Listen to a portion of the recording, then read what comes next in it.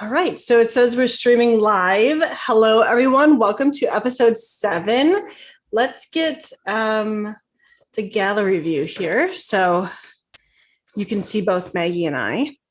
And today what we're going to do is we're going to talk about working with the Grandmother Collective, and we're going to talk about the Super Strawberry Moon and also embodying changing roles as the Maiden, the Mother. So it says we're streaming live. Hello. As the Maiden, the Mother, and the Crone.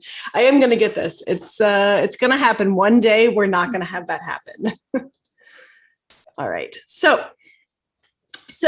just to reiterate, now that we got interrupted, it's episode 7, and today we're going to work with the Grandmother Collective. They've been talking with us a lot lately.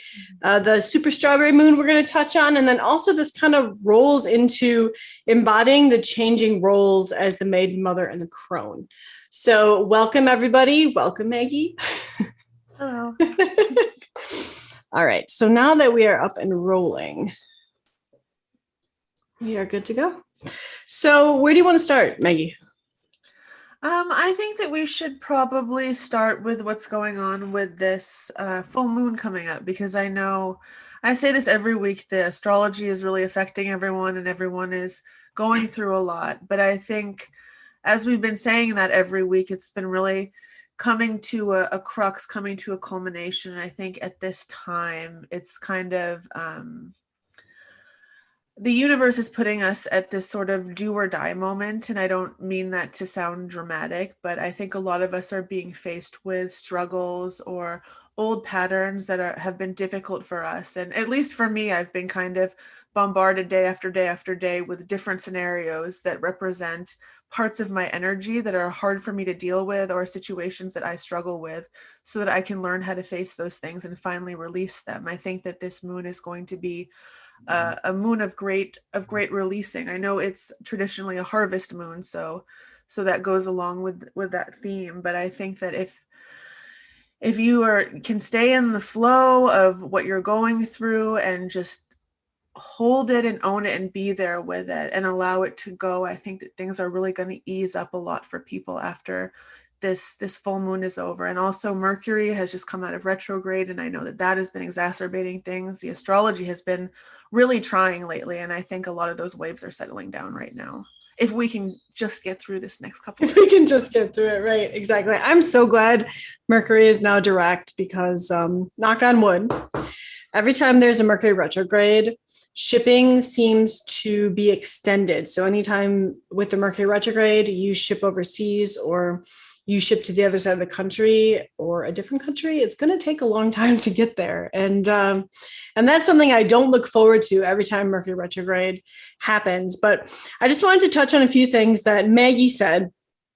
I had jotted down a few notes today in between working, but what Maggie said is basically the crux of everything. Like, up until now, you should hopefully, I guess for me and myself, this moon is really about, or working up to this moon is about, like, reevaluating your relationship with yourself, where you have been, where you are going, and weeding out things that are no longer serving you. And so when this happens, this is really an ending and a beginning to really start in the brand new path that works for you. And so they call it a strawberry moon simply because this was the term that was used by different native tribes, the Algonquins, the Ojibways, the Dakotas, and the Lakotas. I'm sure there's probably other tribes, but those are the ones that I know of. And it was just given that name because it's a time of gathering, of ripening of the berries. And so strawberry moon. But the reason it's a super moon, for those of you who don't really follow this stuff, is because anytime we have something called the super moon, it means that it is it's closer to Earth than it was in the past. So there's a couple times the moon actually in its orbit around gets the closest to Earth. So that's a super moon. And that means that all the energies and everything are exacerbated, are amped up because it is so much closer. And when you think of like what the moon does with its gravitational pull on the waters and stuff like that. So everything's been a little chaotic lately. It's because it's coming up to this super moon. And after, if you allow yourself to work with the energies of the moon, of this super moon, things should even out. Now, what does that mean? Like, work with the energies of the moon? Well, even if you can just take 15, 20 minutes out of your day and just sit and be still, that's a really good start, because with everything being thrown at you and being more chaotic than it normally is, you really need that time to just readjust. And if you can do that outside, barefoot, grounding, that's even better. If you can spend some time with the moon, either tonight or in the next couple nights, and just look up at it at night and say, hey, like I'm here, I'm trying to learn how to work with your energies. Can you please help me with this? And ask Mother Earth the same, so they can work together and they will help you with the energies. That's like at the very basic level. Anybody can do it. So I agree. You just need to be earnest in your request and believe that you will receive the help that you're asking for. And as Temple was talking, this is kind of a harvest moon, and the past few months, the past few weeks have been trying for so many of us. The planets have been in difficult positions, putting us through a lot of difficult situations. This is a time that you have been working really, really hard for these past few months. And this is a time for you to kind of reap what you have sowed. All of this hard work, all of these struggles that you've been put through, they are going to bear a beautiful fruit for you. It's not all for nothing. So know also that that is coming for you at this culmination. It's not that you went through all of these hardships and, we're crying and screaming, if you're like me, for nothing. You're about to be blessed for all of the things that you've been clearing, not only for yourself, but for your ancestors, for the collective. And we're gonna get there. So just know that Mother Earth is here to help you. The moon is here to help you. The sun is here to help you. All of the elements, when you take a shower, even ask for the water to kind of cleanse away and purify you of the things that you would like to be purified of. This is a great time to be working with the elements, because they each hold a unique and specific strength of power in the ways that they can help us bring in or let go of the things that we are intending. So definitely use the elements to your benefit and to your own personal intentions, because probably now more than ever, the forces of the elemental world are coming back into stronger connection with the human collective, and they really want to help. They really want to be connected with us in service as we come into a greater connection with Gaia and all of her energies at this time. I don't know if you have anything to add to that, Temple. no, I think that's perfect. And part of the work that Maggie and I have been doing recently is really tuning ourselves into learning more about these elements on a very personable level, where I think so many of the populations have forgotten why these elements exist, or not necessarily why they exist, but what is within them that you can work with, and that they're here to help you. Like, so many of us just see like water, air, fire. What am I missing? Water, air, fire, earth. And we don't really think about it because our lives are so busy in the 3D, but they have magical properties all themselves, and they're there for you to work with them, if only you allow yourself to connect to them and realize that there is amazing things that can be done. So like, let me just give you an example. When we were traveling a lot with our historical apothecary in a canvas tent, we would have to set up for weeks, like live in this canvas tent for weeks. And in doing that, we would have to put stakes in the ground for this. And so anytime we had trees nearby, or let's just start with the trees first, I would talk to them and I would be like, hey, here's the deal. I have to put a stake right here. And so if you could just move your roots just a little bit, like, I don't want to hurt you. I don't want to have to put the roots through you, or the stake through you.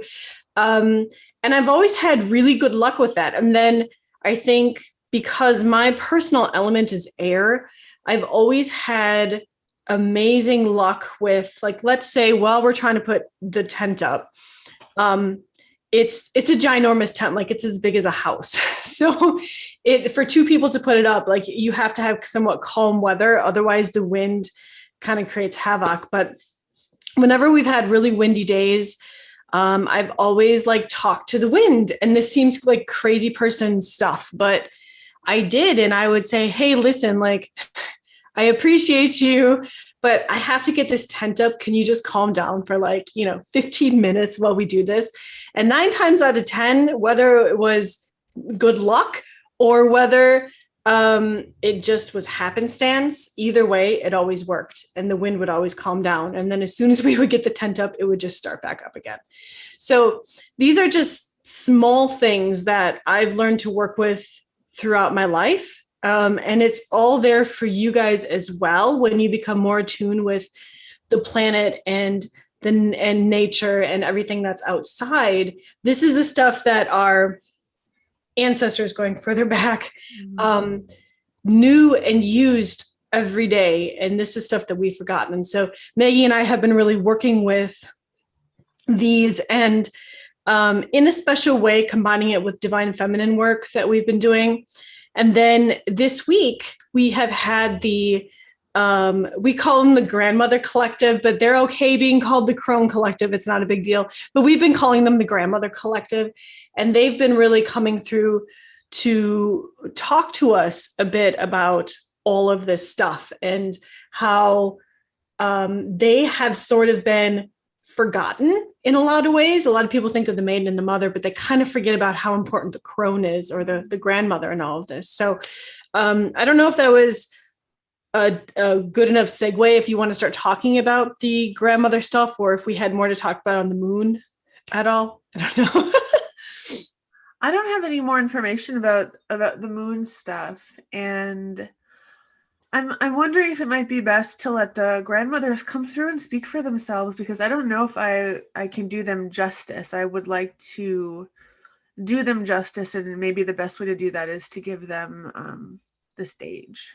I think so, if they're willing to talk and be with us. And then we can all combine, we can all connect into, and you guys know how we do that already. So we put our feet on our feet on the ground, and then our hands up. And so do you just want to, should we do that first, you think, to connect in? Yeah, let's do that. Okay. So feel free to join us, guys and girls.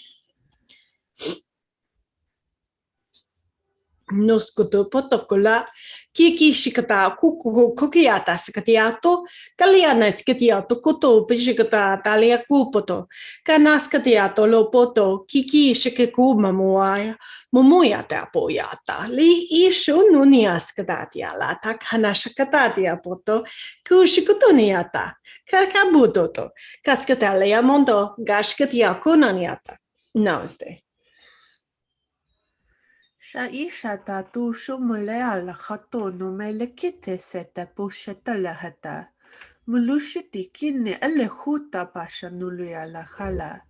Moshe la kasi lekete sepa suko seta pahayata. La kada ulukhala ele khunome ikiseta maora ete. Puhuto no ala asakata pasa koshuto. Ushata la kata e hahataka. Namaste. Namaste. So for those of you watching, if you guys have any questions for the Grandmother Collective, let's write them down and maybe they will take questions. We'll see. Yes, I'm sensing that they will. Just, I don't know if my mic is really loud. It's really loud outside. I'm just going to turn off my video for a second to shut my window and make it a bit quieter in here. Okay. We really can't hear anything. I think because you have a Yeti mic, right? Yeah. So like it does a really good job at filtering all that stuff out. But if it would make you feel more comfortable, that's... Yeah, it's just loud to me. Just give me 1 second. Sure.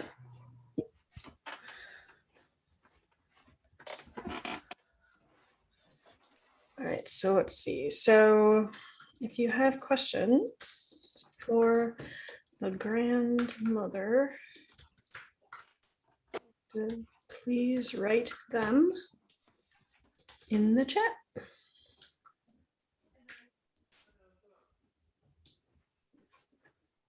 Perfect. Okay. Hopefully I spelled everything right. So, how have you guys been today while we're waiting for Maggie to get back? I see Val is here. If you are here, please feel free to let us know in the chat. We appreciate that because otherwise we don't know if you guys, we don't know who's out here. So,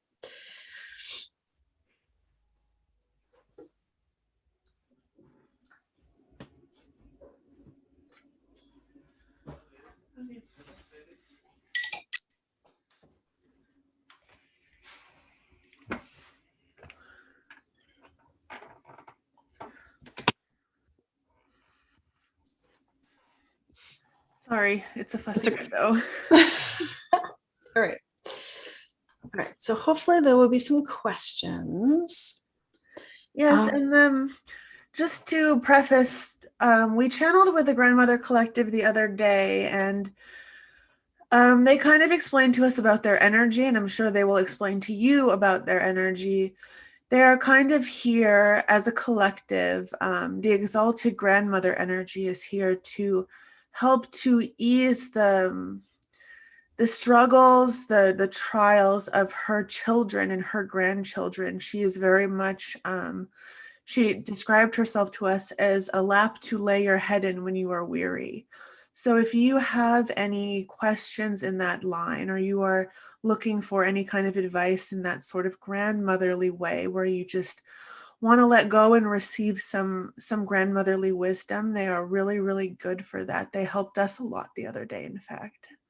Right. And so Val says, I've never heard of the Grandmother Collective. Can you please give us some details? So when we think about the Maiden Collective, the Mother Collective, and the Crone Collective, the Crone Collective is also the Grandmother Collective. And yesterday they were like, you know, we know that we're called the Crone Collective, and that's okay. We call ourselves the Grandmother Collective. so we've been calling them the Grandmother Collective. But like I sent this picture to Maggie last night. I was looking this up, and there's this, it talks about the maiden, the mother, and the crone represented by the phases of the moon. And so the mother is the full moon, and then the crone is represented by the fading, waning moon. And after the stuff that we've learned, like this says, the crone embodies fulfillment, endings, wisdom, death, and accumulation. The crone invites you to accept that without death, there is no birth. And while I agree with that, I think there's so much more to this Crone Collective that really hasn't been tapped in yet, because they are so much more than just about accepting death. Like, yeah. It seems a very finite thing. And in their own collective, being in the specific stage of life, they have so much to offer us if we only listen to them, and if we only allow them to comfort us and tell them our stories. Like I was telling Maggie that I think that it really needs to be rewritten now. And it should also say the Crone Collective is also about gentleness, care, and understanding. And I'm sure there's more that we can add to that. But I think they will give us a good kind of overview. And Val, if you have more questions for them, write them in the chat. And then once Maggie gets into channeling, we can ask them. Absolutely. Because I think this is relatively new for everybody. I don't think this is something that is not focused on. The Crone Collective is not focused on, and it needs to be. It needs to be given as much light as the Maiden or the Mother Collective. So, okay, I'm going to stop rambling. Okay. All right, here I go. I'll see you guys later. Okay, goodbye.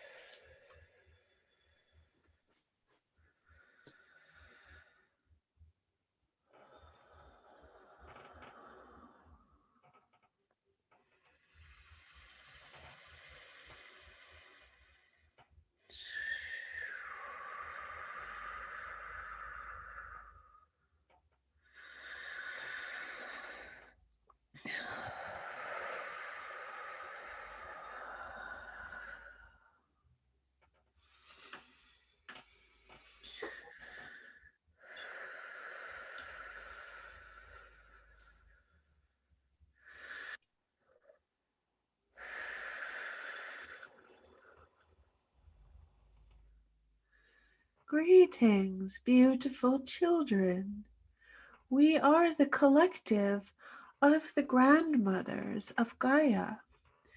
We are here today to help to ease some of your struggles, as we know all of you are going through mighty winds of change and uproarious energies at this time. Much of our energy has been misinterpreted and misconstrued as the ages have gone on. We as a collective have in many ways, just like many other feminine collectives of different ages, have had to bow our heads in shame as we are looked upon with eyes of judgment and derision. People now do not recognize the wisdom of the elder, the love of the elder, the powerful energy of the elder, of all of the groups upon this beautiful earth. In some ways, we, the grandmothers, are the most connected to the love of Gaia, to the nurturing of Gaia, to the gentleness of Gaia. For it is we who are the closest to becoming one with her again. You may call on us when your energies are weary, when your heads hang low with tiredness. You may rest your heads in our laps. Allow us to wipe the tears from your face, to stroke your hair, to wipe the sweat from your brow, without judgment, only with love.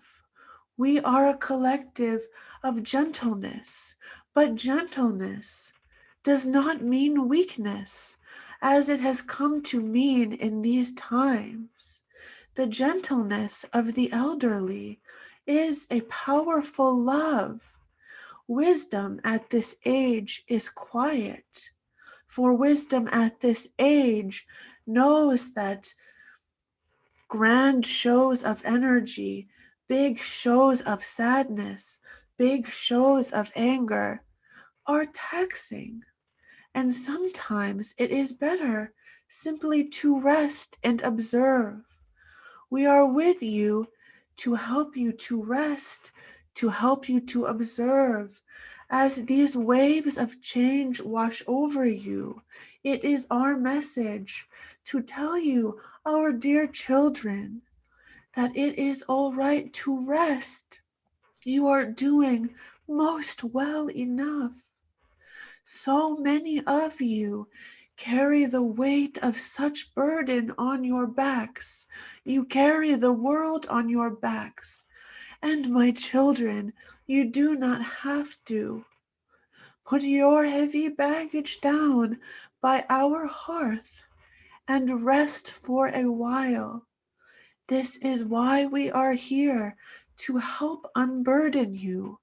And this is part of the great imbalance that humanity is currently struggling from. The imbalance of great burden with not enough rest. Is it any wonder that so many of you are so tired and weary? You have forgotten us, the elders, the grandmothers, our children. We are here to help you correct that balance, to lift some of the burden for you. This is one of our most sacred functions, our most blessed services. If you will allow us to help you unburden yourselves, we would like to see you lighter. And we are strong in our age, in our gentleness, in our grace. We can bear your burdens to a great weight if you will allow us to help you. I hope that this short explanation of who we are and the energy that we carry has been helpful If we can be of service to you in any other way tonight, please let us know at this time. Thank you so much, grandmothers, for coming through.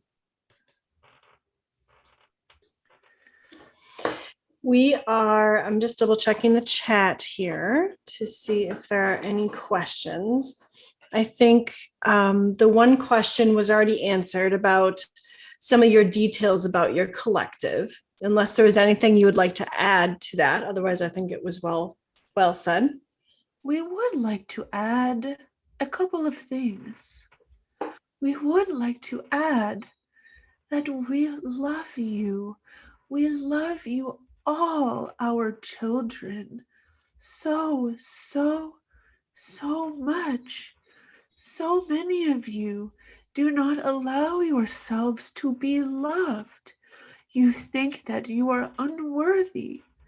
And for this, we are so sorry. We feel pain to witness your pain. We are here to love you. There is nothing that sparks the joy of the heart of a grandmother more than to see her children and her grandchildren smile and laugh. We have learned in our older ages that this is the true essence of life. To feel love, to feel God's love through the vessels of the human family, through the kinship of friendship, through the essence of the human bond. And so many of you are in a place where you are so shielded. You have been hurt. You have been wronged. You have built up a strong armor around yourselves because you have learned that perhaps others will hurt you. Perhaps even your own families will hurt you. And you have shut yourselves, to our great dismay, from love. Please open your hearts to us. Feel what it feels like to be loved again, to receive the non-judgmental, all-encompassing love that the grandparent wants so greatly to give to their children and grandchildren. This is our greatest wisdom and our greatest strength on your world at this time. To give a love that releases these burdens, that allows the heart to spark in joy and laughter again. And again, this comes from our non-judgmental nature as a collective. Know that we are not here to judge you, to tell you what is right or wrong. We know better than to say, than to judge what you do as right or wrong. We know that each has his or her own path, and we are only here to support you down whatever path you are choosing.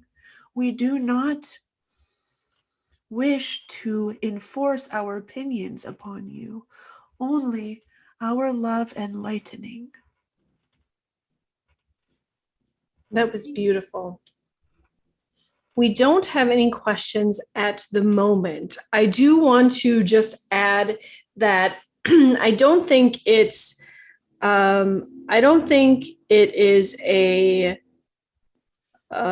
unique thing. I can't think of the right word, that we have called in the grandmothers to talk to us today, because when we think of this strawberry moon that's happening, this full moon, it's all about taking that time to rest and starting over and unburdening yourself from all the stuff you've been carrying. And this is exactly what the Grandmother Collective is there for. And so it's not a coincidence, I guess that's the word, that they're here now wanting to connect with you. That is very well said, my child. We have made ourselves known to you in this way at this time, for we do see that our special love and energy will be beneficial and is greatly needed for our children and our grandchildren at this time. By your own free will, please invite us into your space and allow us to help you let these things go at this critical time of unburdening and also of harvest. We would like for you to be able to receive in your fullest deserving. And my children, you all deserve so fully and so greatly the blessings that are coming. But they can only be received when you let go of what is heavy. Give your burdens to us. We will help to make it so much lighter. Thank you for this insight, my child. Thank you, grandmothers, for coming tonight. We love you so deeply. Please remember us and please call on us. We are here in the greatest love for our children. Goodbye for now. Goodbye, grandmothers.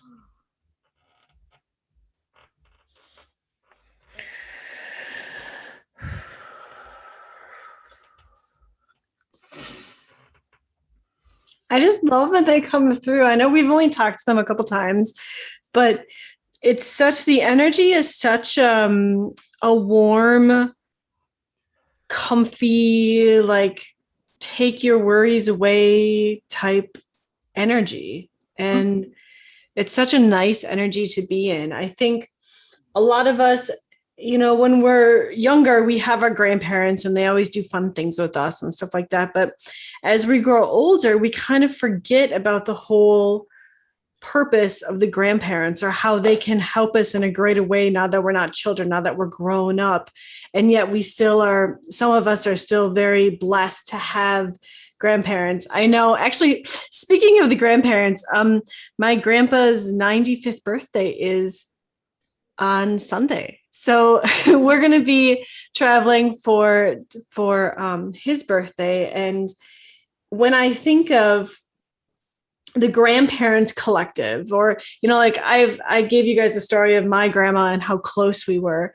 But I've always really, even in my day-to-day life with friends and things, I've always befriended the more grandmother type people in my life because I always found them so comforting and so wise and so non-judgmental, that it was really, it just felt so much more at home for me than befriending, maidens or mothers when we think of like the three different types. And so I don't know about you guys, if you guys probably have amazing stories of your grandparents and your grandmothers and grandfathers. And I think it's a good time now to remember that even though they may have passed, or maybe they're may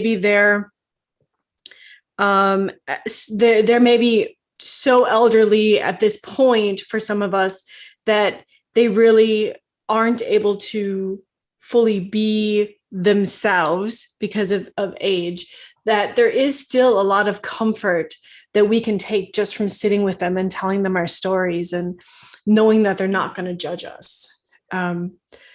So yeah, do you have anything else to add, Maggie?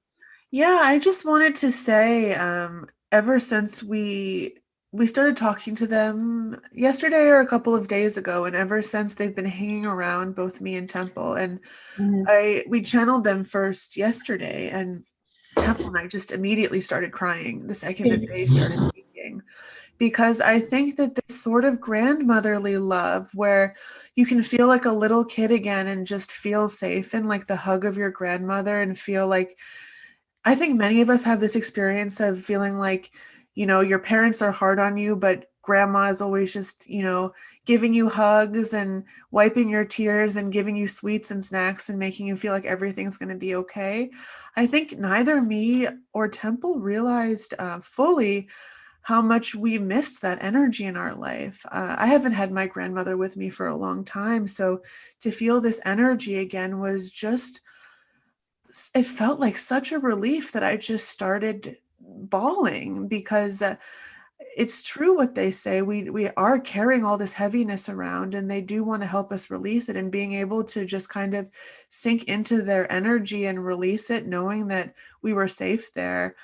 I don't think a lot of people realize how much they need that even. So please, I would encourage you all to accept their invitation, because just their presence with you, if you call them in, it does so much to bring a peace and an unburdening that is really, really wonderful. I was surprised at how wonderful it was, in fact. I don't know if you had the same experience, Temple.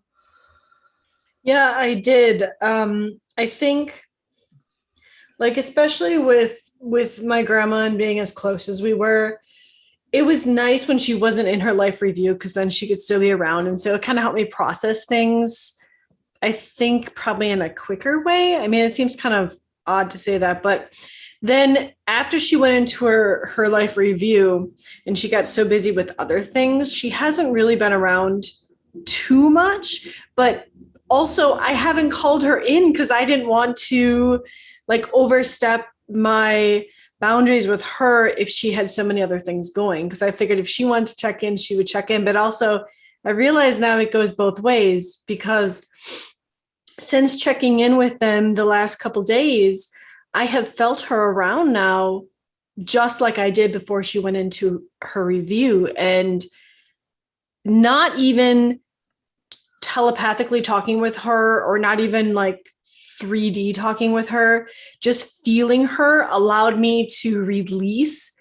And I was just able to cry and cry and cry. And I guess we don't realize how helpful it can be to allow those emotions out sometimes. And so I'm really thankful for that. And I'm thankful for learning more about the collective, because it is something I think that is easily forgotten. A lot of people think about the maiden and the mother, and then nobody really thinks about the grandmother or the crone collective. And even if your grandmother isn't here, she's still in the collective. So you call her, and the collective as a whole wants to come help you guys to take away your burdens, or at least be the ear that you can talk to them with, and they can give them your wisdom. Now, we asked a couple questions when we were talking with them about how they, just like what their thoughts were on something. And they were so happy that we asked them their thoughts. You could just totally tell. They said that, so very few people these days come to them and ask them for their opinions, that this was such a big deal to have us ask them what their thoughts were. And their opinions were only loving, and there was no judgment on them. And it really helped me kind of figure out where I needed to go with the specific question I was asking. And so I think it's definitely worth it. It's definitely worth working on that connection, or opening it back up if you have shut it down. So I agree. So Val says, my grandmother never expressed love verbally or physically. So that's tough for me to imagine. Maybe verbally a few times. I always wondered if they truly loved me. I think that Maggie and I were just talking about this the other day, about how some grandmothers are really smushy and lovey-dovey, and like other grandmothers kind of come across as very stern and straight back, and they don't really express love in those physical or emotional or verbal ways that we would like them to. My grandma was very much like that.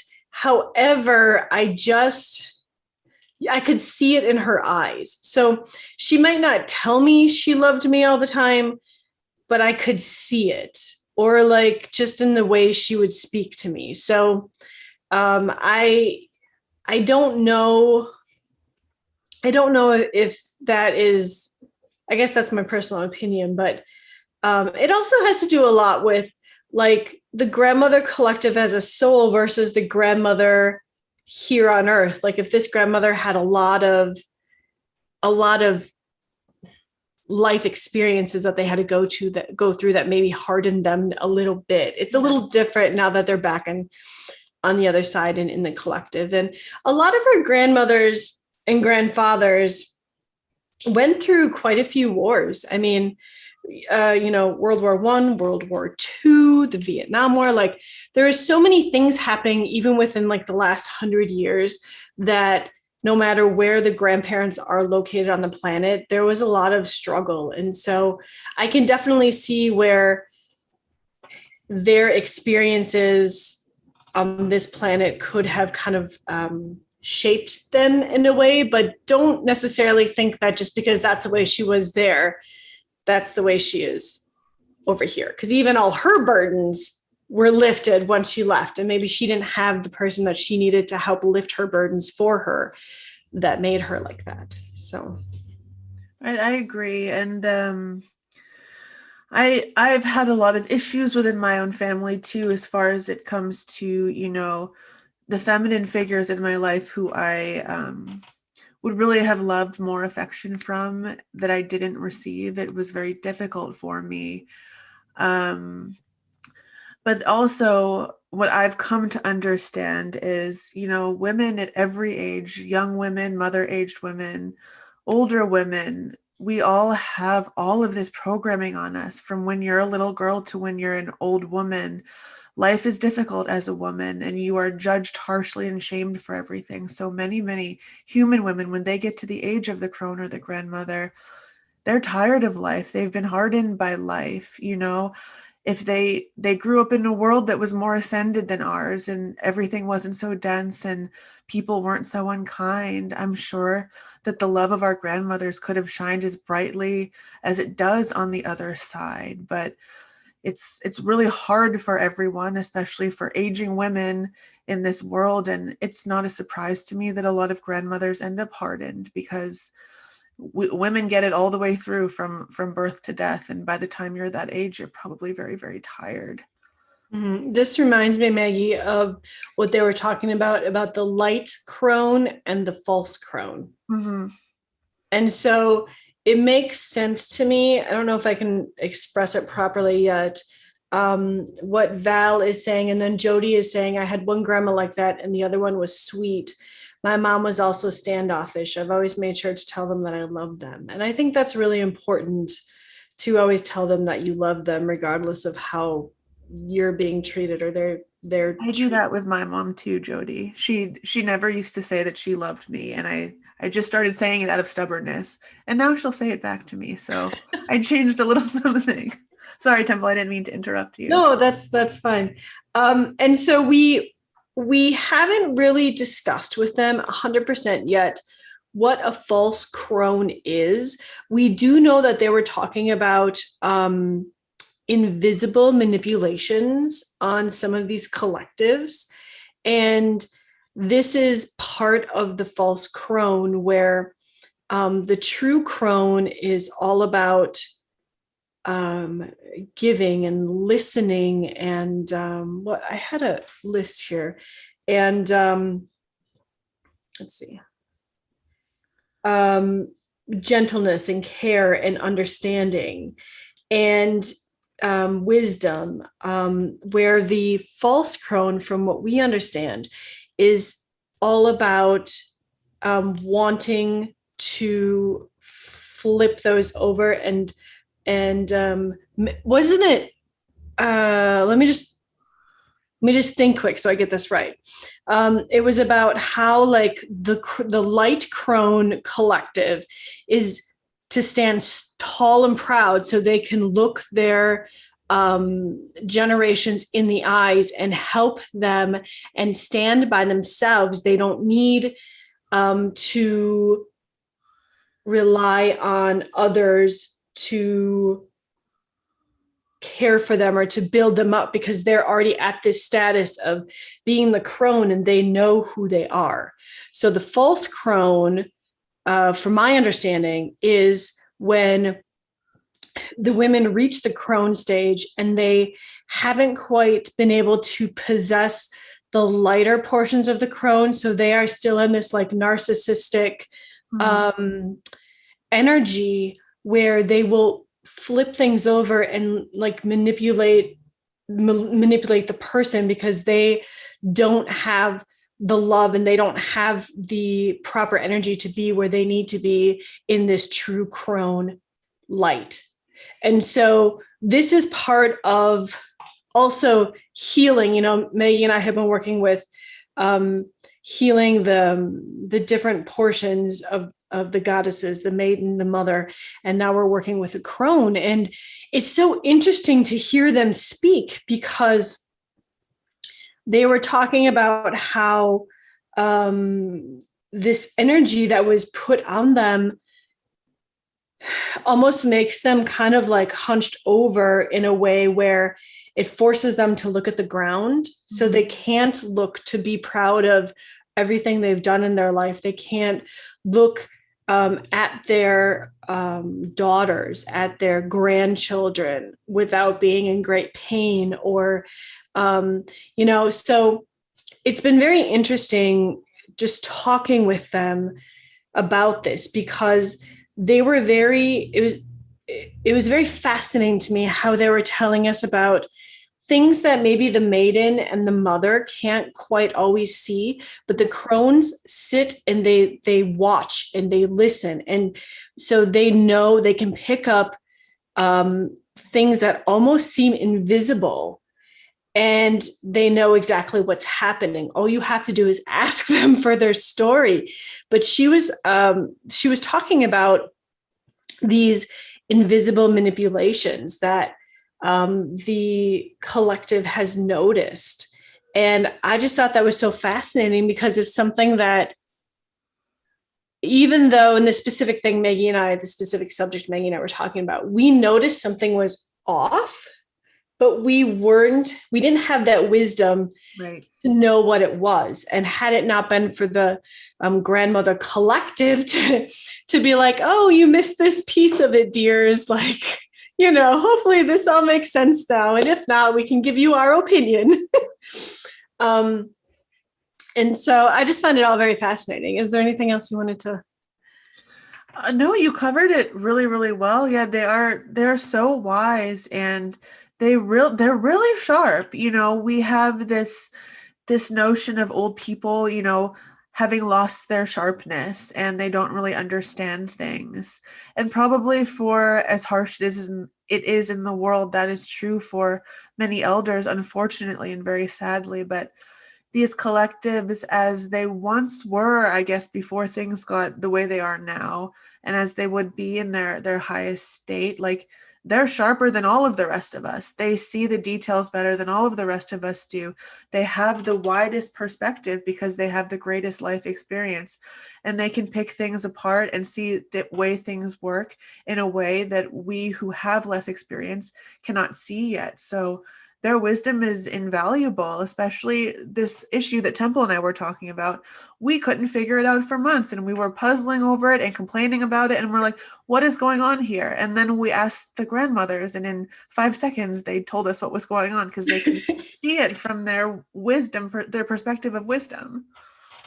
So true. And I find it very interesting that, you know, this is something that I would like to almost go at from like a scientific angle. But when with like Jody and Val just talking here, when we think about the triple goddess, the maiden, the mother, and the crone, and we think about how messed up, remember in the beginning of our episodes, we were talking about how people think the divine feminine is one thing, but it's actually something else. And so now that we're talking about this grandma collective or this crone collective, and we're taking a look at like what the crone collective should be versus what a lot of you are experiencing on Earth, especially going down to your mothers who seem to have these issues too. And from there, like going down to the maiden, because this is all actually connected. So if we can get the grandmother collective worked out, I would hope that after we're finished with all this, it would sprinkle down into the mother collective and down into the maiden collective, because you guys watching can definitely see that there is a disconnect between all of these women. And there shouldn't be. In the way that this was written from the beginning, these three are supposed to be bonded and together and connected in such a magical, tight-knit way.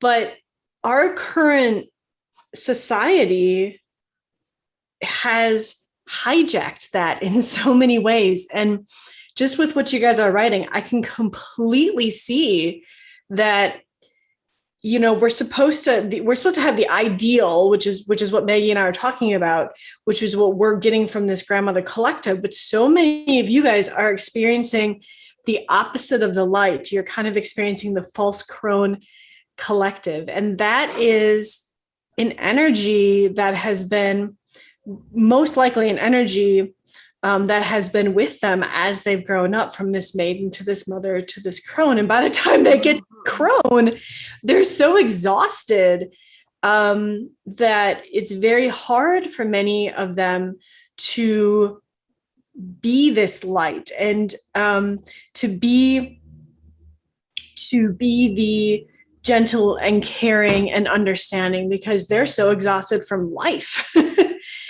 You know, so I think there's a lot of work to be done there. But if you call on this specific group of grandmothers, they don't have that issue, because that's all earthly stuff. That's all taken away. So this would be the light collective of the Crone collective that you would be calling on, not like the heavy collective energy of the false crone that I think affects a lot of women here on this planet. Right. When we're, it's hard because, you know, we as women have been indoctrinated with so much shame from when we were very young. And I think it is a lot of ways this energy of shame that affects us through all of these cycles. And it reaches its peak at the crone stage. And they're just so tired of living in a world where that really hasn't accepted them for who they are at any point in their life. And especially as old women are seen as the lowest category of women because they don't have any, you know, sexual currency to offer anymore. And women are so judged on their looks. So Right. I can see why a lot of them are tired. But these collectives that we channel are, you know, imagine how you would have always, if we're channeling a mother collective, imagine how you would have always wanted your mother to be if your mother wasn't a certain way. And imagine how you would have loved for your grandmother to be. That is the energy that we get to experience through connecting with these collectives that maybe we were robbed of in our earthly lives. They're coming in to help give us that energy that they know that we deserved at that time, but because Earth is so messed up, a lot of us hadn't received it. So I think that's part of a big reason why they want to come in. They want to show us how it was meant to be and the love that we did deserve. So if our physical families weren't able to get there, they can come in and kind of give us some of that we had been missing. Right, exactly. And even when we had first contacted them, or they had actually reached out to us, but the way it was done was like, it wasn't like, hey, we're the grandmother collective, we want to talk to you. It was like, hey, we're the grandmother collective, we have a message for you. And then to try to get them through was a completely other big deal, because they have so much energy that is trying to keep them down and keep them suppressed and keep them in this false, like narcissistic, tired out, just angry grandma who just gives up, you know, that we actually had to go in and do a lot of stuff just to get them through. And they were so happy that they were able to come through, and they were explaining that this is a big issue. This is one of the reasons why things are so messed up, because we don't have that connection to the original crone or grandmother collective that we need. And this is one of the reasons, because this energy stops us from doing that. And so we took care of it. So it'll be a lot easier to connect. And we also want to give you guys, before we leave tonight, we want to give you guys some special grandmother codes. So when you do try to connect with them, that it makes the connection a little bit easier for you to do that. Yes, they really, once we do that, I don't know how soon you want to do that, but once they come through to speak to you, give the language, give the energy, please feel safe to open yourself to their love. If I imagine if you open yourselves even a bit to their energy, you are just going to feel just like I don't know, like a child who can, unwind in their grandmother's arms. I can't even describe the feeling. It's just this huge sense of relief and being able to breathe. That's how it feels to me when I've been connecting to them. It's just a great relief, like a love, an energy, a peace that I had forgotten about. Or maybe that I've never even known to its fullness. These grandmothers, they pack a punch with the love. They really, really do. And I was just looking at my notes from the channelings that we have done with them. They said to, if it rains or if you stand under a shower, they said, feel free to allow the rain or the shower to purify you and to call in your grandmothers with love while you're doing that, because the water is such a high conductor. Let's see, I'm just looking through my notes. Embrace the gentleness of the grandmothers. Yeah.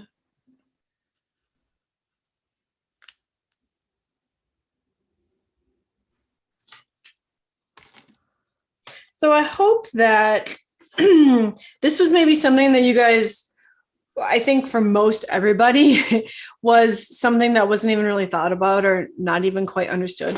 But I hope that we have given you a bit better idea of what the grandmother, what the Crone Collective is about. And I'm sure as we keep going, we will get more information with them as well. The other thing that we wanted to talk about before we give the codes was that we wanted to talk about some of the issues with the Maiden, the Mother, and the Crone because our society is built as such, and they want you to be a certain way, to think a certain way, to look a certain way, to live a certain way. It's very hard for the women in this world to truly embrace the Maiden, the Mother, or the Crone when they come into these seasons of their life. It's very, very hard. So you have many mothers who are trying to hold on to that maiden energy, and you have some grandmothers who are still trying to hold on to that mothering energy. And so I think when you look at it from that perspective, you can see how easily this whole dynamic is just completely messed up. The energies are just entangled everywhere. And the one thing that Maggie and I are learning is how important it is to embrace the role that you're in now. Despite what society wants to tell you, there are very important reasons why you are a maiden, why you are now a mother, why you now are a crone or a grandmother. And so Maggie is in the maiden category. I'm in the mother category. And for myself personally, it's been, I think by the time you hit your 40s, this weird change starts happening, at least for myself, where you sort of start to see where you were and where you're going. And you want to hang on to this portion of your life before where like you shopped in the petite teenager section because I'm so short, but I can't do that because I am now in the mother category, and I have fleshed out a little bit, right? And like for all of us, I'm not going to say all of us, but at least for myself, I think I have a really hard time dealing with looking at myself in the mirror and being like, okay, so I don't think I look too bad, but I can definitely see I'm a little fleshy in certain areas in my belly and my hips. And like, this is a really big deal to me. I wish I was the maiden yet, I wish I was, but now I'm realizing as we're learning about this, that being a mother, being in the mother phase is a very sacred phase. Like you have birthed right? And so you, and now I have children, but they're not here on this planet. I have one on this planet, if you guys remember. She is in a different state, and that was through the super soldier program. But as the mother, you are taking care of the children and watching them grow up and guiding and all this stuff. And even though I don't have 3D children here, I do have friends and family and children that I'm constantly guiding and constantly being so proud of. And they will send me stuff like, what do you think about this? Or this is what happened today. And I've never experienced this. And I'm finding great joy in being able to give them my opinions and, my experiences of what it was like when I was their age. And so while we think that our society is pushing us to always be in this like maiden phase, I'm now seeing the beauty of being in this mothering phase. And it's such a beautiful process to know that you have your hand in raising the next generations, and you want to do a good job so they can stand on their own 2 feet, but they also have the wisdom to look at situations at the whole picture and not just one little portion of the situation. And so these are all very important aspects of being a mother and allowing the maiden to grow and the children to grow, and just kind of watching and seeing how everything is going. And like, I think it's something about these stages of our lives that we have to embrace a little bit more. I mean, that's the beauty of becoming a little bit more fleshy, right? Like, you've been through a lot as a mother, and you're protecting, your children. You have a family to take care of. Like, there's a lot of stuff going on in your body. You have to really honor your body for all that it's done for you, and all that it gives you. And I think once we can look at the body as the temple, the beautiful temple, like Temple Beautiful, that things can start to change, and we won't be so self-conscious of like our little tummy pouches, or, not being able to move as fast as we used to, or just general things where we wish we were in a different category, but we're not. And we need to become okay with that. And so, like, for those of you who are in the grandmother stage, that's another amazing stage that is so well worth it. And when we're in these specific stages, I now have the tools to look at it from a bigger perspective, to say there's no real reason you need to pretend to be in the lower stages of like the maiden or the mother. Like, if you're a crone, that's beautiful within itself, because you're the one who has all the wisdom. You're the one who has been through so much. You're the one that we can come lay our burdens at, and you're not going to be telling us what to do. You're just going to say, that this is your opinion and this is what you've seen throughout your life, and allow you to make your own decisions. And that's beautiful within itself. And so I really think that this is something in our society that is completely messed up. And we need to start working at pulling the strands apart and getting it back into the proper energies of what it really is.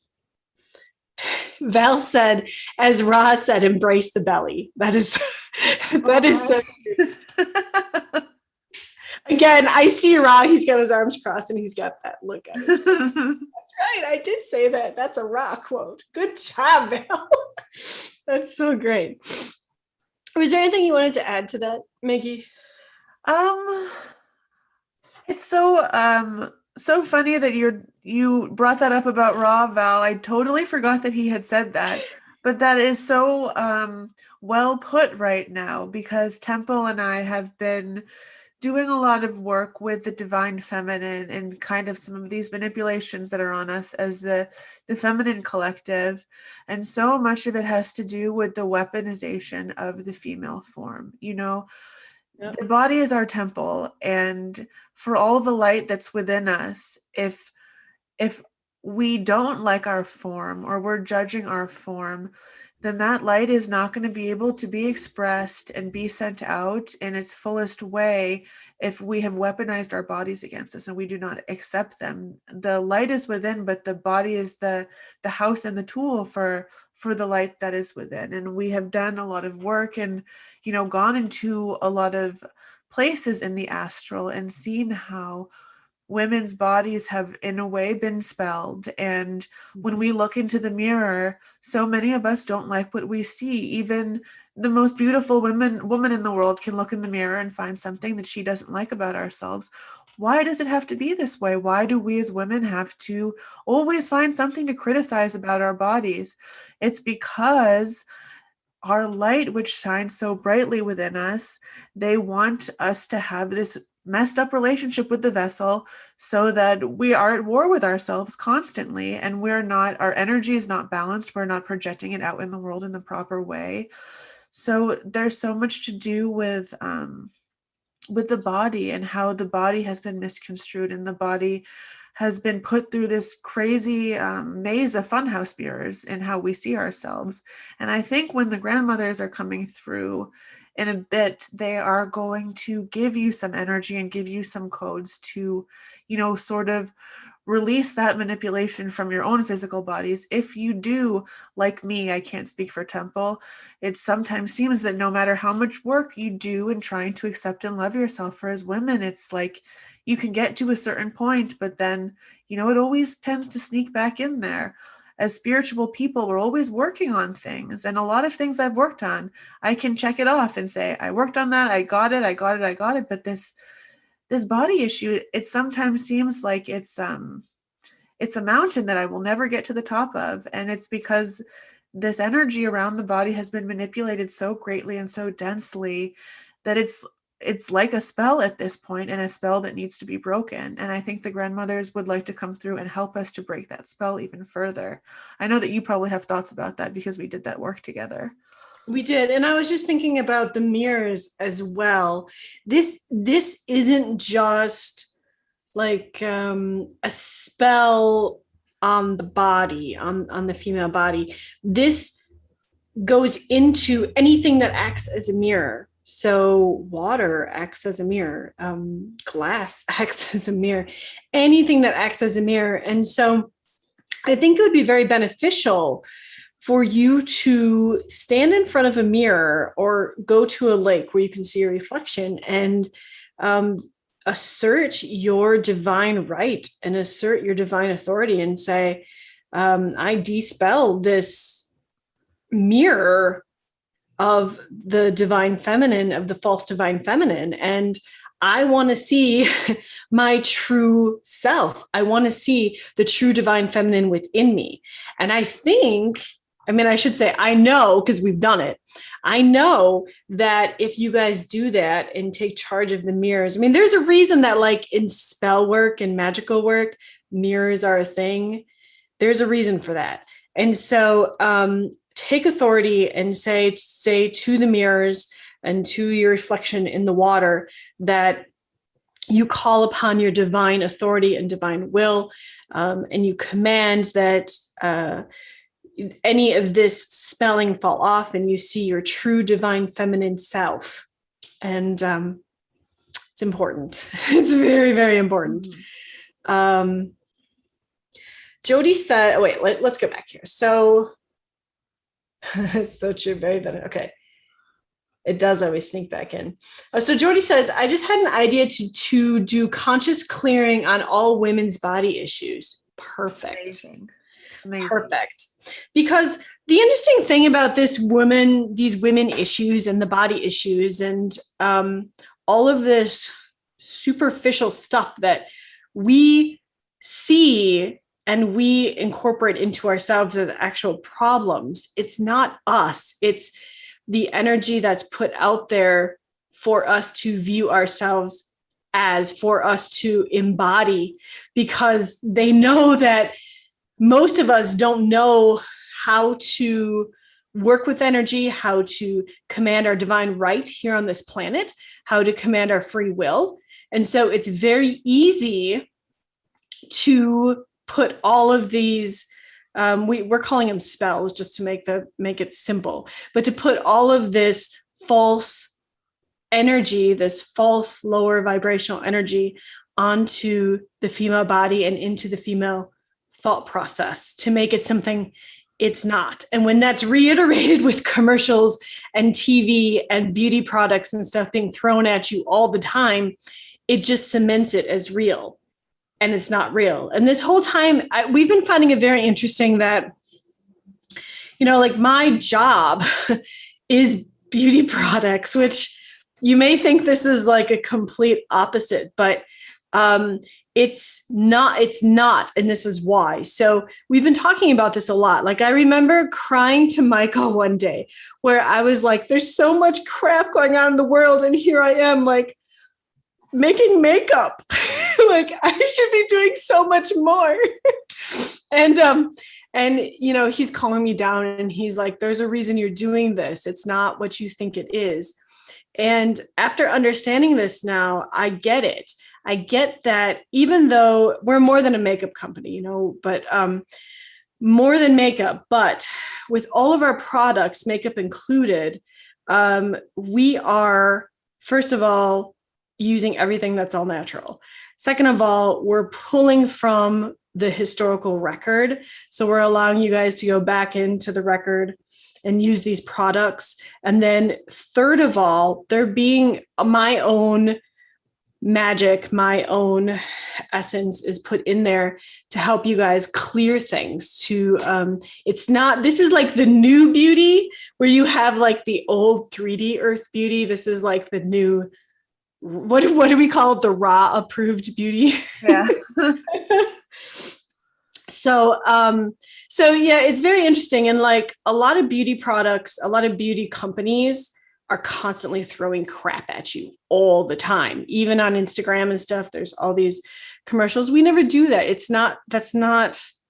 We want to help people. We want to heal people. We don't, that's not our thing. We're not like throwing stuff at people to get them to buy stuff. If they're feeling called, they'll find us. You know what I mean? So it's the new way of working with nature for natural products that is where this makeup is coming from versus the other stuff. So I do love your products for that. I've told Temple this a million times, but I stopped wearing makeup a few years ago because I didn't like the kind of the feeling, what's the word? Like the feeling like I had to put on makeup because I had to cover up something and look a certain way. And I just said, screw that. If I don't look a certain way because I'm not wearing makeup, then I don't want to look that way. It's fine. But then I met Temple and I started using her stuff, and it feels completely different depending on why you're wearing makeup and who you're buying it from. I feel whatever magic that Temple, she didn't pay me to advertise any of this. I just really love her stuff. I feel like it's enhancing me and it's making me feel good about myself instead of this way that they advertise to you on a mass level where it's like, you need to force your face to look a certain way in order to be beautiful. Certain products just enhance your beauty and make you feel good about yourself rather than making you feel like you're putting a mask on. It's this very big difference between like enhancing the beauty that you feel within versus putting a mask on what you feel like isn't right. Exactly. And in our shamanic journeys that we've been doing lately, we came across this really interesting spell, again, for the lack of a better word, where the divine feminine energy was trapped inside this marble statue. Mm-hmm. And it was a very interesting idea to think of because when you think of like marble statues, at least throughout history in the concept of beauty, they play a vital role in what is considered beautiful. So, for example, if a woman's essence, if a woman's beauty is trapped within this stone, okay, first off, she can't move, she can't properly move. she is put in this little box because she can't move beyond what is in this statue or what the statue is. Secondly, she everything is taken away from her. So she is whoever crafted her, whoever carved her, that is how she looks. She doesn't have a choice on looking or feeling her own thoughts or her own feelings. She has to look and feel whoever the artist was that carved her.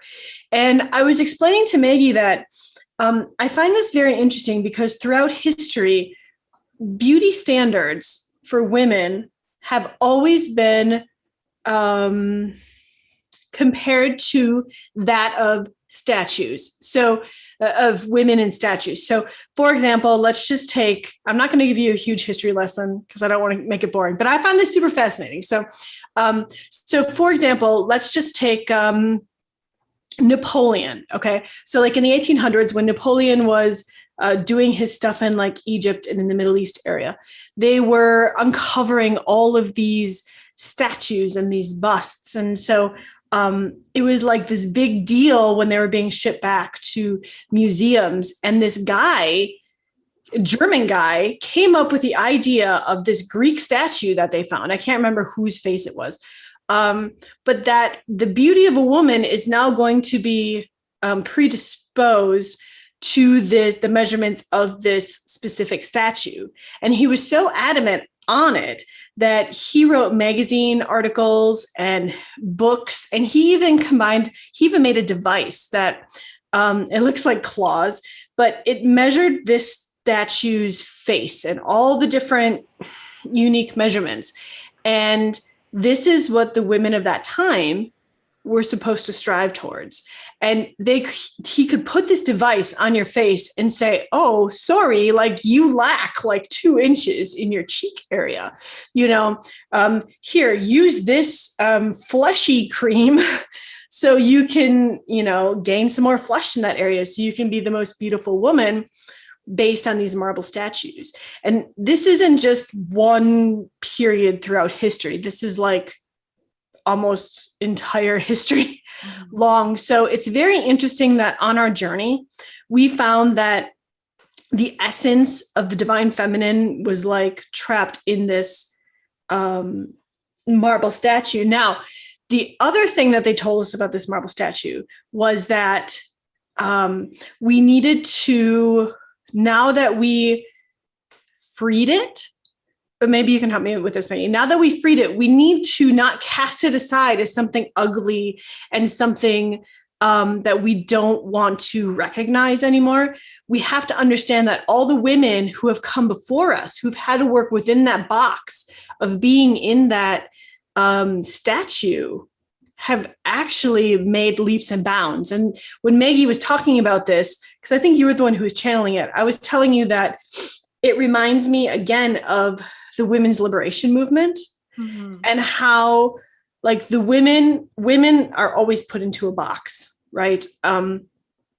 They're put into a box in so many ways, but like here they are in this box. And they could have had a choice with when they were marching and protesting, they could have had a choice of like using their voice and blah, blah, blah. And like a lot of these women who got thrown in jail refused to eat and stuff. And so like for their struggles and their pushing the system, eventually in 1919, the women got the vote, and they did it while being in this statue. So it's also about recognizing where the past comes from and realizing that, do you remember what I'm talking about, Maggie? I do, yes. I think maybe you can elaborate better. What you are talking about is super valid, and women have had to kind of live within the bounds of these this marble that we've been cast in. That's the restrictions that women have had. They've had to move only in very restricted ways, in certain ways. They weren't allowed to love themselves or to flex their muscles and their limbs like men were. So they had to do the work that they had to do from within the confines of like this, statue life. And I had channeled something I haven't written down about that. It said, "How sacred is the marble which houses the light within. Crack her ever so gently with caring whispers of love and gratitude. Allow your tears to fall gently on her face, and in the new waters she will know a new life." So that speaks to the reverence that it was not ideal that women had to work under these stresses and they were put under these pressures, but they were, and that's kind of where the feminine collective is now, trying to break free from this marble. But this marble also represents the struggles of the past, many women from the past who lived and thrived in many ways and did a lot for the collective within that. So as we are now women of this time of the ascension breaking out of that, we need to break out of it gently and with reverence and with gratitude and with love, because as we are shedding these old skins, we are also shedding these past lives, these past generations of the mothers and the grandmothers and the daughters who have done all of this work. That is what we are leaving behind, but we should leave it behind knowing how much work they did with gentleness and with care, as a grandmother would, because although those things don't serve us anymore, they did get us to this point. Exactly. That's very well said. Very well said. and so I just think that this whole topic of the three goddesses and all that's encompassed in this, from what you grow up believing it is to what we are understanding as new information that's coming in, and things that were covered up and things that were hidden, it's so fascinating to me and so interesting to see how we can help this new the new generations thrive in a way in which the past generations weren't able to do because of the restrictions. Although they did well for the restrictions that they had on them, now we're in this new time where hopefully we can get this all straightened out and we can get some information out there. So when we think of what is the Maiden, the Mother, and the Crone now, and how we raise our families, and how the divine masculine works with the divine feminine, because all of this stuff, remember, has affected the divine masculine as well. And so as we breach these new territories, we want to give reverence for what has come before. And same thing with this moon. We talk about how this moon is like the ending of what was, and now we're jumping into this brand new outlook, this brand new way of life. And that's kind of how I see this divine masculine, divine feminine, the goddesses type of thing. So, and I just want to say, Jody, you wrote a while ago that you had an idea to do consciousness clearing on all women body issues. I just want to reiterate how great I think that is.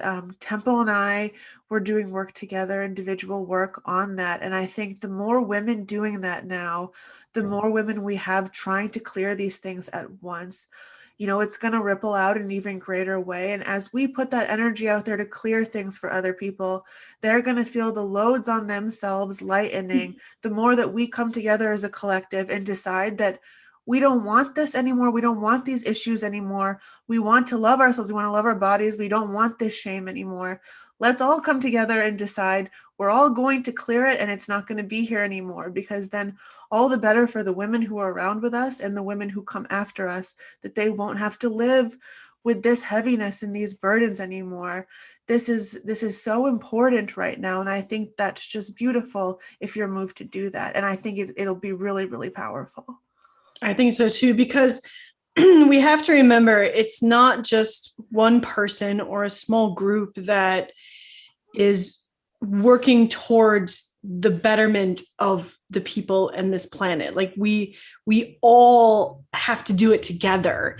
And so the more people that feel in tune with this energy and want to drop the false energy that's been around them for centuries, the faster we can start that rippling out and the stronger those ripples will be. The one thing Maggie and I have been working with is this, because we've been working with the elements, there's this very interesting thing that happens with water and fire and air and earth when you let me see if I can explain this right. So on earth, when you have pools of water and you have something like a rock from earth or something that splashes into these pools of water and the sun is out, it creates these water droplets. And when the water droplets bring out or jump up and the sun hits them, most of us we don't really look at it. But if you're able to stare at it with your third eye, you might be able to see this really cool thing that happens. So it takes the air and the fire from the sun and the water and the earth to get it up there. And it does this really cool thing where it almost acts as a piece of glass, and it like fractalizes rainbows out everywhere. And it's this beautiful co-creation of all the elements coming together. And there's something very powerful in that. And we're still learning about this and how this all comes together.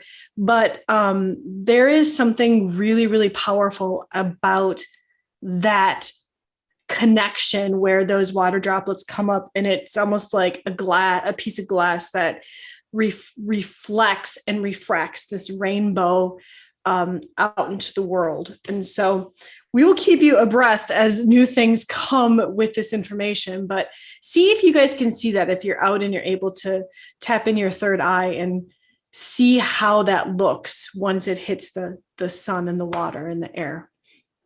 Exactly. The power of the elements when you work with them combined, we don't know exactly what this means yet, but it has the feeling of being able to create new realities and new light in the world. And we're at a point now where we have been channeling this for a while, that part of the divine feminine power is her ability to connect in with the elements and the relationship of the elements to her.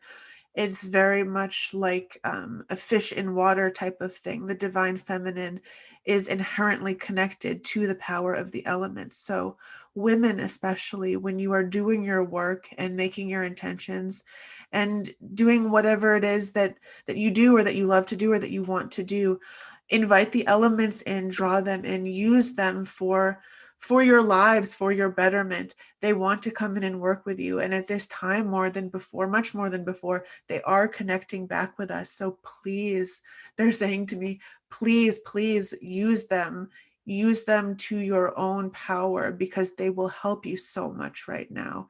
And it's not anything special you have to do, like saying a spell or anything. Just say, I call the elements to me. I reestablish my connection, my divine connection to the elements, which is my divine right as a woman. And they will increase and enhance everything that you do or that you want to do. Yes. And feel free to talk to them individually too, whether you want to do it telepathically or even out loud. It's best out loud at first. It's really important that we have this communication with everything around us. Like, I'm sure some of you know exactly what I'm talking about when you find a bug inside and you're like, oh, how did you get in here? And you like, run the bug outside and and it's like that, it's talking to the things around you. We all talk to our animals. So why wouldn't we talk to the sun and the wind and the water and the air?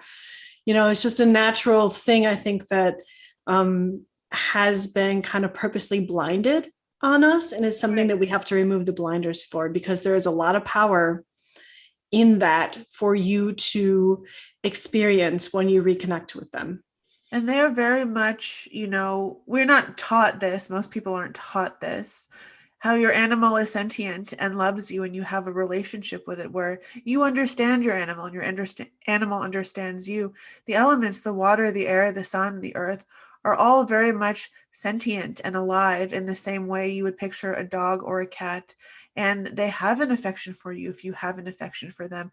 And you can build a working, individual, special relationship with each of them and all of them combined in the same way. If you begin to see them like that, it will become very magical. Exactly. So those, I think that's the main topics that we had written down for today. Unless there's something else that you needed to add, Father, I think that was kind of what we had talked about. I think the only thing left is to see if the grandmothers want to help us with the codes, unless Ra has something to say before we do this. I don't think that he wants to channel, but he's very pleased that Val brought up the comment about the belly that he brought up a few weeks ago, and he just wants to hammer that point home. Put your hands on your bellies and love them. Totally getting the same thing. You're right. He is so happy. He is so happy. Thank you, Val. Yes, thank you, Val. Oh, I was going to say, Val said, yes, makeup feels like paint on my face. So something that you guys might not know, because I'm a makeup historian, I'm going to share this little tidbit with you, and you can like share it amongst your friends. And they'll be like, wow, how did they know so many crazy things? So historically, makeup was not called makeup until the 1800s. So until the women started wearing those dresses like underneath the boob area, that's when makeup got its first name as makeup. Previous to that, it was considered it was considered medicinal. So you were prescribed makeup not necessarily to make you look better, but it was supposed to fix an issue. So most of the makeup, especially in the 18th century, and that's when like you had the wigs, the white wigs and the big powdered hair. Most of the makeup in the 18th century was called paint. And if you had like pock marks, because the pox was like a big deal back then, and it could leave you all scarred up. So if you had the pox, you would go to an apothecary or maybe a doctor, but you don't really go to doctors unless you're like severely dying. Back then, go to the apothecary, you have a better chance of surviving. The apothecarist would say, oh, let's prescribe you some of this paint. And the paint was like white paint. And very marble-esque, actually, come to think of it. And they would say, apply this paint, which was usually made out of lead, and it would cover up the pox marks. And it was called paint for a couple of reasons. Number one, people like to think it was very thick. It wasn't thick per se. I mean, it was thick, but like you're supposed to buff it in, so it looks very marble-esque. But you paint it because you are coming up with an artifice for your face. So back then, your face in the 18th century was a blank canvas to paint. And that's why cosmetics were called paint back then, because you could make your own artifice. You could make yourself into whatever you wanted to. And so it's very interesting because a lot of people want to like poo-poo all of the makeup and cosmetics back then, but there is something to this because they actually, how should I say this? In a way, they realize that women's duties are far greater on a general basis, and they have very little time to themselves. So this whole idea of a toilette. So like sometimes in antique stores, you may see something that says toilet water. It's actually toilette. It's just in the US here, we made it the word toilet, which we now associate with not a toilet. So a toilette is a vanity. So in the 18th century, women were given this time in the morning to like sit at their toilet, sit at their vanity and take the time for themselves to like look at themselves and to create this artifice of like what their standards for beauty were. And so it was really a sacred time for the woman in the morning with her vanity and toilette. Now, that being said, they would make fun of women who like wore too much paint on their face. You don't want to end up in a magazine. So like there's right ways to do things and wrong ways to do things. But the general idea was to give the woman something that she could make herself feel good, make herself feel beautiful, because with pox and with so many diseases, a lot of women's faces weren't necessarily clear. And so they came up with a lot of lotions and such, to help clear the face. But makeup could always give you the paint of the makeup could give you a fresh palette to create whatever artifice you wanted. And men would actually complain in the 18th century. There was a big complaint going on that they would date this woman or court this woman, and then you think she looks a specific way until you get her on the wedding night. And all of a sudden she removes all this paint and you are horrified at what lies before you, because it is not the woman you married, because these women were so good at their artifice.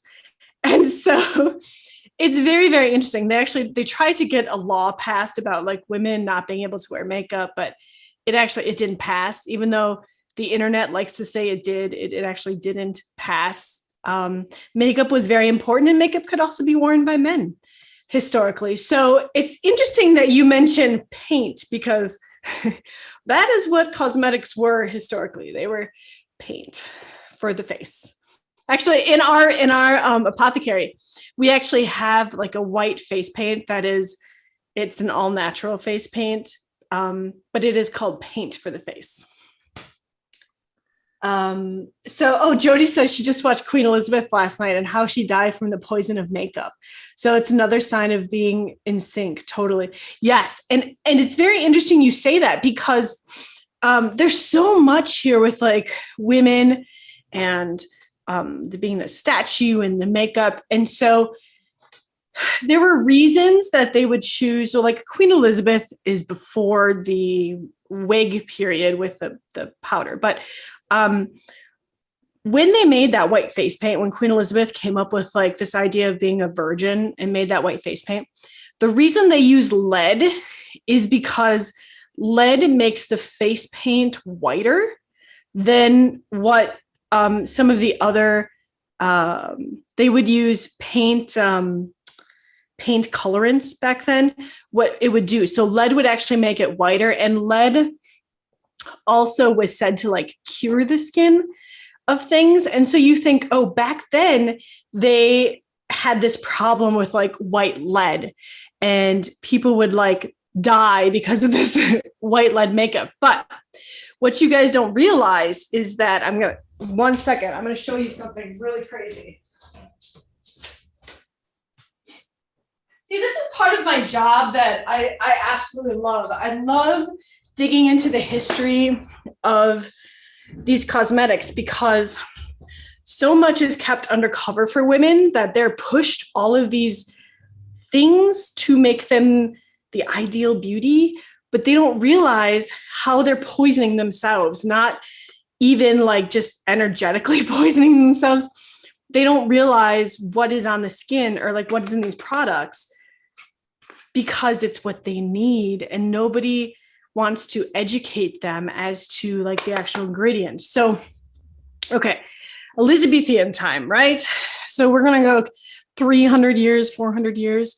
I just picked this up. I don't know if you guys can see it. It's probably backwards, but it's called pure miraculized wax cream.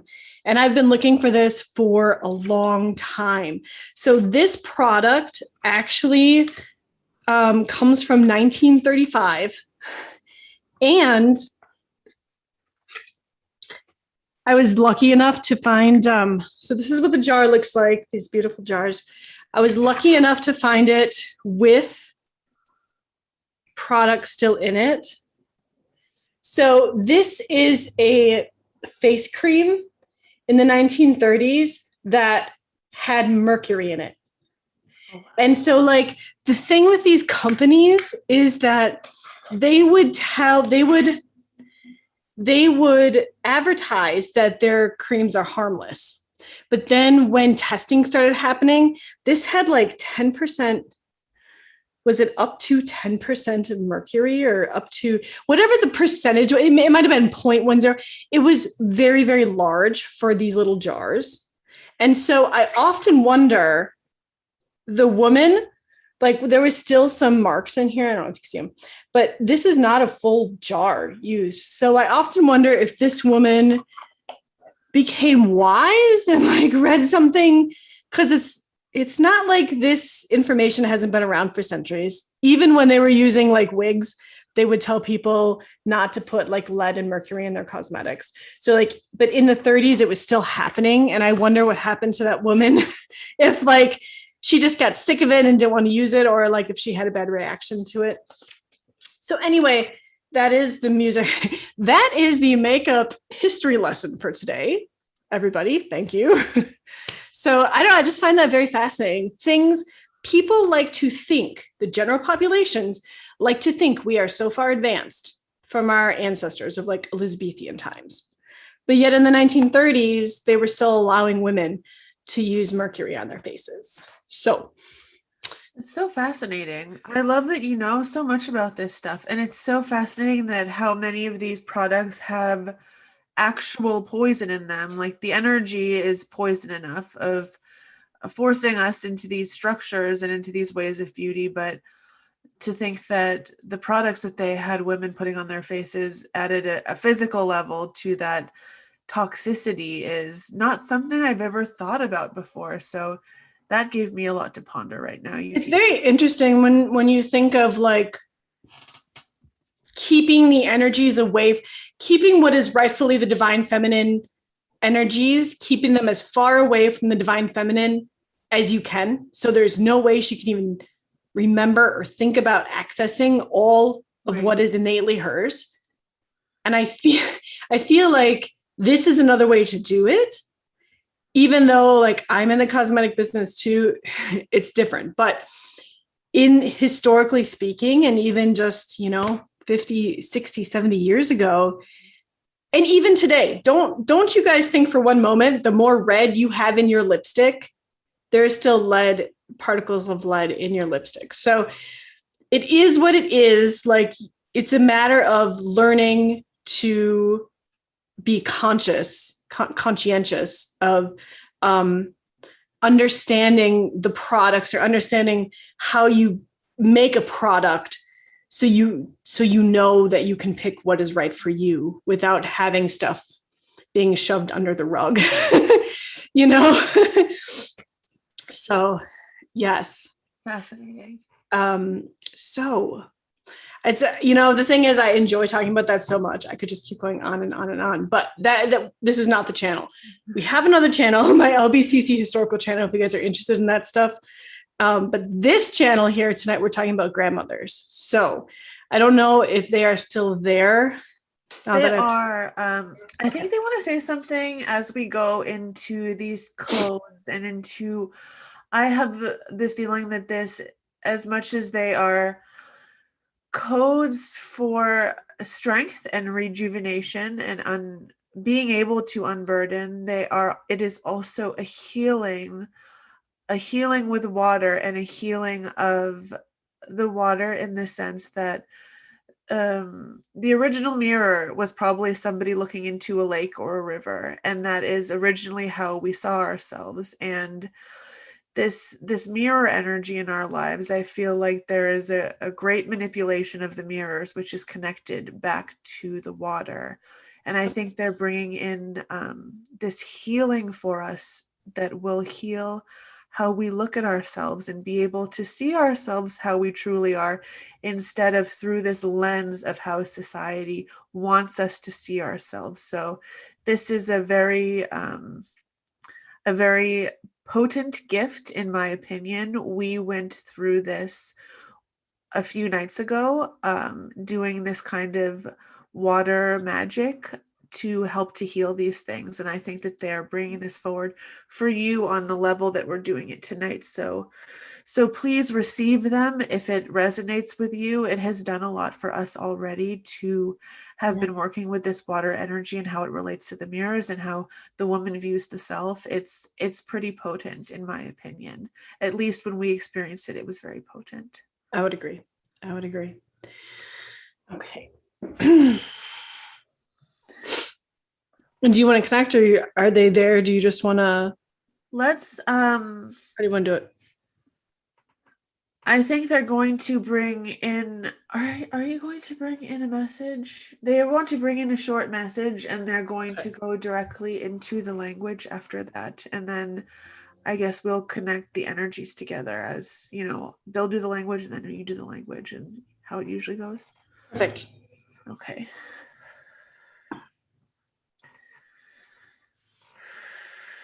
Remember, guys, as Val pointed out, breathe from your belly. Yes.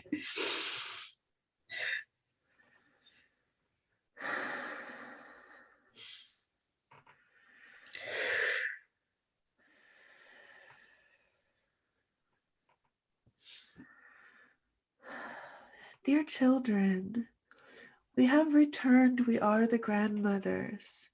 As our daughters have so eloquently and precisely said, there are many manipulations upon the body, not just in how you see yourselves physically, but this lends a great deal to how your energy is depleted.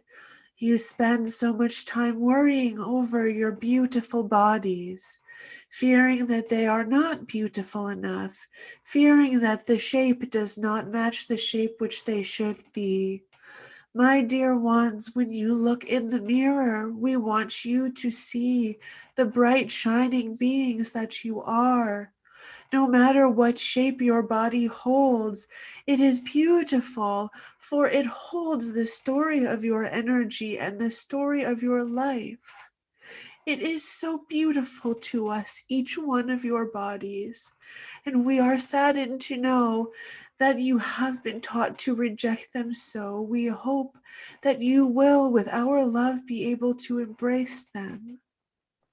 Your bodies also hold so much energetic baggage. You hold the judgments of others. You hold the burdens of others. You hold stresses and pressures which are not yours to hold like this within your physical bodies. And oftentimes this leads to more density within the physical body, the stresses and burdens that you hold. As you learn to unburden yourself, unburden these energies, you may find your bodies becoming lighter so that you may have more energy to move through the world. This may be a side effect of this unburdening, but please, my dear ones, know that your bodies are so beautiful, so beautiful, so beautiful, so sacred. And we are here tonight to hold your bodies in our arms, to unburden some of your energies, allow them to flow into us, allow the waters to wash over you, allow you yourselves to see yourselves as you truly are, as the beautiful children we see you as the light beings we see you as, and allow yourselves through our eyes, allow yourselves to see yourselves through our eyes and transform in this way, transform in this way. Remove the gaze of judgment, how you have been taught in society. Remove those blinders and see yourself through our eyes. Release your burdens to us. We are here to help. Surrender now, should it be your divine will to do so, to our love, and watch yourself transform in the gentleness of our love. Laisha, Laisha Hulaya Shakti. Lansa sulu usa la casa tulu usayatasi. Muraya satan dale asatan. Lanko shatala okala kashatale ekale eki. La kala kula akale kita la ata. La ukata ele eta ele eta. We give our energy to break the spell. which causes you to see yourself through the eyes of judgment. We give you the gift now to see yourself through the eyes of love and beauty. This is the true self, my darlings. This is who you are and always have been. Accept the divine view of yourself and allow yourself to shed the old skin of weariness. The la ashata la atoso ma la kashitu lukusta lekete. Mulushutu lukata shata la kishata lakata. Allow the waters of renewal to flow over you. Allow yourself to be swept up in them. Allow yourself to be swept up in their peace, harmony, and balance. Kushtaka la asatu lukusha na malakasata. La ekasata. Ekesete otu boshaka lakete sikite. Lena ekesete lakata elekesete. Mulukusha ete lekesa ankata elekana akata anta. La akshaka la mushukusha balakashunta kata. La kanda la isheti le ikesheti le ikesheti. Le shete le eshete le eshete le eshete. Ansa la eshetu lu usha ala asha. Ala asha ala asha ala asha. Musho lo osho kala ashata la ekata la ete masha la eshete musho la ekala na elekisiti pala ashati li ina ala asakata. Namaste.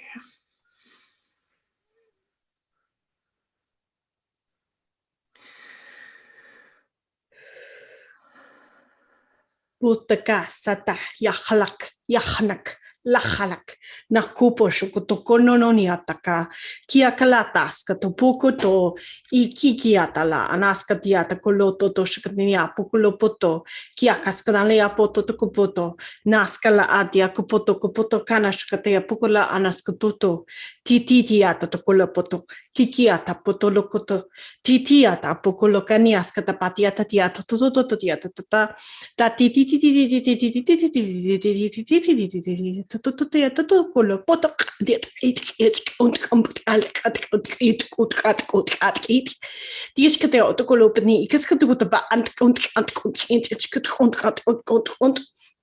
Makiala ask to Bokolosh cat to labor to conosco to Bokolosh dia kula anaskatialo usho motu I kubo nali I atik ta askana ana muku bu ujogo a hoki hialak la mahomo miamalia mokojokata ataki it and ut musculo poto naskataliat. Iescoto pop anaskata puto shukoto no noskoto toto shigatia tata toto tia tata toto kupoto toto.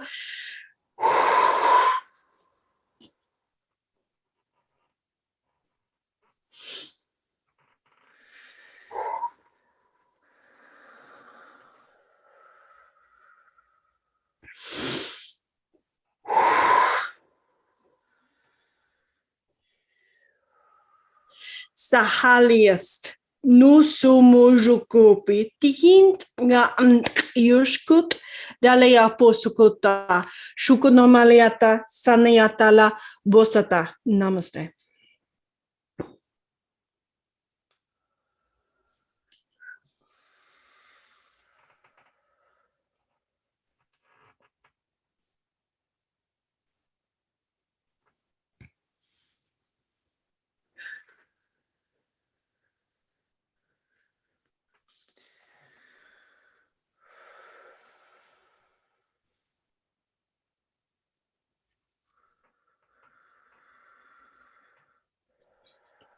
I can feel that there's a grandma on each side of me, and they are all joining hands, and then the ones that are closest to me have their open arm on my wrists, and they're helping they're helping send the energy through.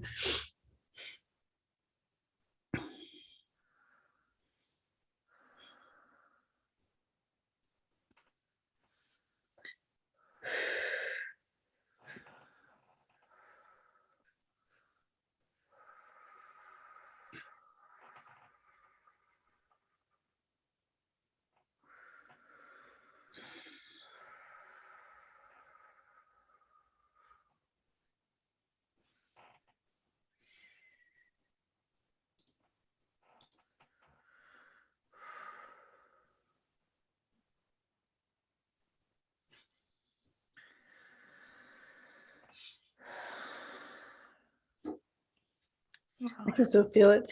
You know, remember when you were like, I see this little grandma lady and she's running around and she's got some sort of sage or something and she's going around the whole circle. Do you remember you telling me that? yeah.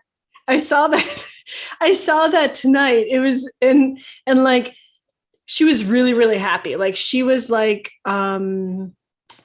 I saw her like kick her legs off to the side, and you know, like that little sailor dance where they like kick their. It was like a little Yeah. grandma with her like, her like bundle of like shells and like sage, and she's like so excited to be able to go sage everybody who like wants to be involved in this, and it Beautiful. was really adorable.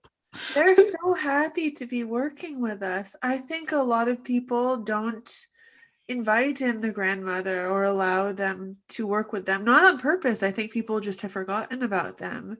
So I they're agree. so in joy to be able to do this service and provide us with this love. It's just like, they're like, we've been waiting so long to help you. It's really beautiful. It's like since we've connected to them, my spirits have been lifted. Me too. I mean, even if I can't quite explain all the burdens that I feel like they've taken away, because I don't even necessarily know what they all are, but in some way, I do know that this connection that I have with them now has really helped just in the last few days of Yeah. remember the other day how I was telling you that like I know we're supposed to be resting and then celebrating for all the hard work and stuff, but I had this like big thing on my chest, this big weight.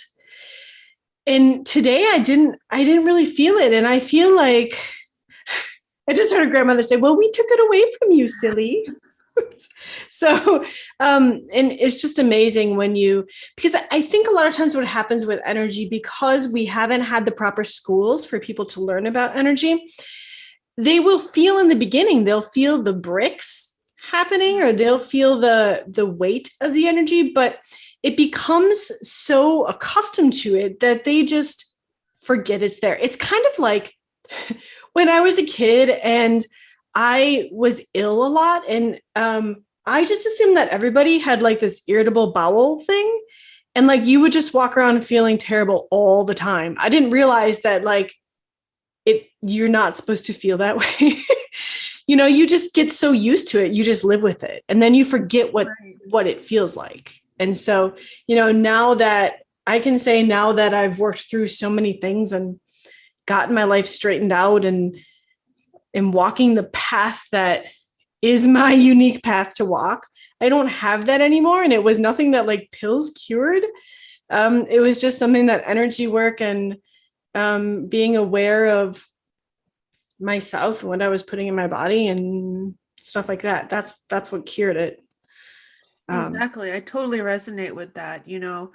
These, it's like these bricks come on your chest one by one, and it's light. The first one is light, and then you get used to it, and the second one, and the third one, and by the 100th one, you just think that I'm really this heavy all the time and weighed Yeah. down all the time, not realizing that a lot of that is something that you can let go of. Right. So let the grandmas remove those bricks for you. Call them in and Mhm. ask them to help, and they will be so happy to come help you guys. Absolutely. All right. So I think, unless there's anything else to add, I think we're going to finish up here. What do you think? All I have to say is that I feel Ra's energy. And Ra is like, I know a lot of you are hoping to connect. I know a lot of you love Ra. And he says that he is giving the stage to these feminine collective for these weeks because he is very much here on this earth at this time for the exaltation of the feminine. So, of course, he's saying, I have to give them their time in the sun because they have so much to teach you. And he says that all of you that are tuning in now, who will tune in later, all of you just listening to this and tapped into this energy, he is so proud, he says, of each and every one of you. You have no idea the magnitude of the work that you are doing, even just in healing yourselves. You should all celebrate yourselves and give yourselves a pat on the back, because as you heal yourselves and unburden yourselves, you help in the unburdening of at least 100 others. Like the ripple effect he's showing me is amazing. So know that as you get lighter, you're helping everyone else to get lighter too. And it's just a beautiful co-creative thing that's happening. You should all be so proud of yourselves. I agree with Ra. That's so beautiful. I like that. That was good final words. Okay, my lovelies. Maggie and I bid you adieu until next week, Wednesday, episode 8, which I'm sure we have a lot of work to do between then and now, and we will figure out what it's going to be. And it will be exciting and very beneficial, and as it always is, for learning new things. So stepping into the new now, as we all are. So much love, everyone. And we will see you next week, Wednesday, Raw Wednesday. So take care, guys. Much love. Bye, guys.